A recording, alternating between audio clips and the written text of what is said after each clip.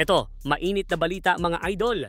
PBA, nakiusap nga ba sa UAAP na i-allow ang mga players nito na mag-apply sa PBA draft kahit na may mga remaining season pa ang isang player? Nilalangaw na nga ba ang PBA rookie draft dahil mas pinipili na ng players na maglaro abroad kesa magpa-draft sa PBA?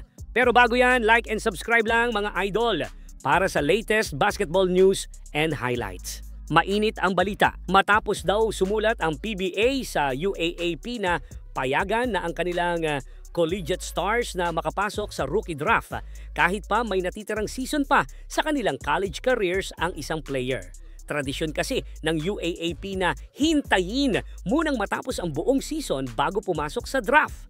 Pero ayon sa PBA, malaking kawalan ito para sa mga bata. Isang buong taon daw ng pro exposure ang nasasayang. Sa kanilang sulat, sinabi ng PBA na handa silang payagan na magpatuloy sa UAAP commitments ang isang player basta't makasabay sila sa draft at hindi maipit sa schedule ng UAAP season. Sa madaling salita, gusto ng PBA ng agarang access sa big names mula sa college. Pero ano ba ang totoong dahilan? Nilalangaw na ba ang PBA rookie draft dahil sa move na to ng PBA? Maraming batang stars ang hindi na nakikita ang PBA bilang unang choice. Mas pinipili nilang maglaro abroad kung saan mas mataas ang sweldo, mas solid ang exposure at mas secured ang kanilang kinabukasan. Halimbawa si Renz Abando, dating UAAP standout pero mas piniling pumunta sa Korean Basketball League. Doon kasi milyon kada buwan ang kikitain niya, may playing time pa at lumalaki pa lalo ang kanyang pangalan bilang Asian player. Last month ay napabalitang handa na daw si Renz na magpa-draft sa PBA. Pero ilang buwan lang ang lumipas after ng stint niya sa Jones Cup. Ginulat na lang niya ang fans nang mag-sign ulit siya sa kanyang old team sa KBL na anyang Red Booster.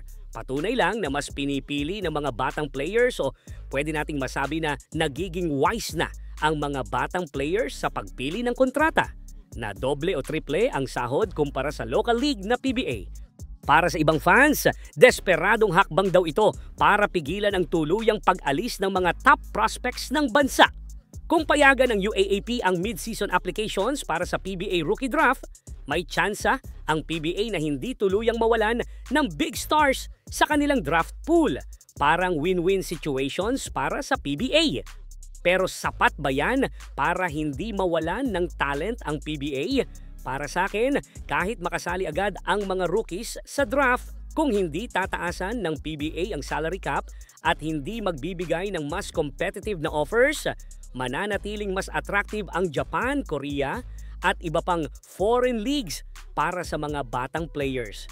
Imagine, for the first 3 months, ang isang player na sasahod sa abroad ay milyonaryo na agad kumpara sa PBA na aabutin ng 6 to 12 months para lang kumita ng milyon or sa iba, baka umabot pa ng ilang taon. Ang bottom line dito, maganda ang gagawin ng PBA dahil masusustain nga naman nila yung talents from college papuntang pro.